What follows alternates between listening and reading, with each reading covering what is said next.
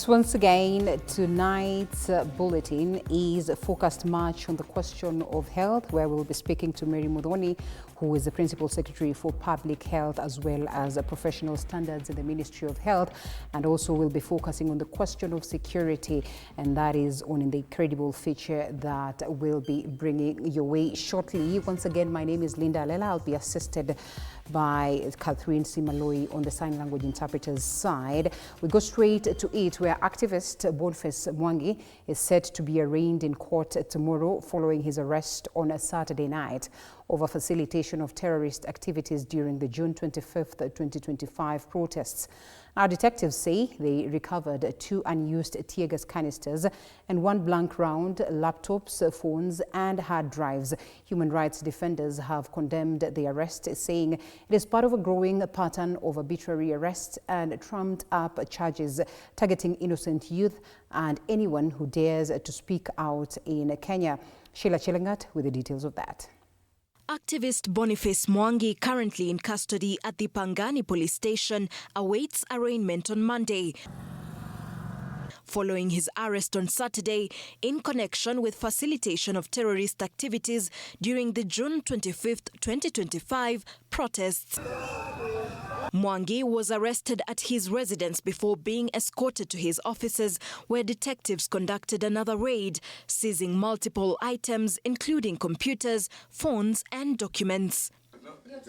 According to the DCI, they also found 2 unused tear gas canisters and a blank 7.62mm blank round, claims that Mwangi's lawyer says are false and only a scheme to charge Mwangi with terrorism charges.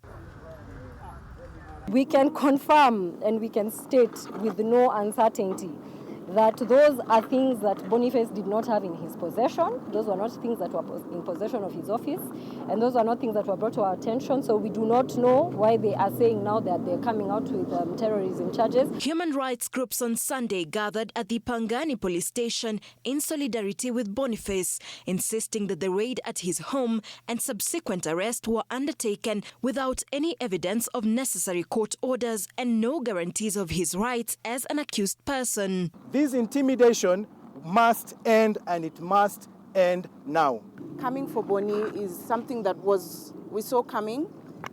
They've arrested many young people and on the same charges of terrorism, arson, and those are the same things that they're talking about Boni. Human rights defenders have condemned Boniface Mwangi's arrest, terming it as the latest, most blatant escalation in Kenya's crackdown on dissent. The goons and the thieves that we see, who are the true terrorists, are roaming free, being protected by the police. This must change today, and we will not remain silent. Only 51 young youth have been released. We have hundreds left. Mawakili wetu, Jumatatu, there will be 100 of them to make sure Boniface Mwangi is out of jail. Mwangi's arrest comes a day after filing a landmark case before the East African Court of Justice, seeking accountability from the governments of Kenya, Uganda and Tanzania for his enforced disappearance, arbitrary detention, torture, inhuman treatment and indignity, including physical and sexual violence 2 months ago. Sheila Chelangat for TV 47.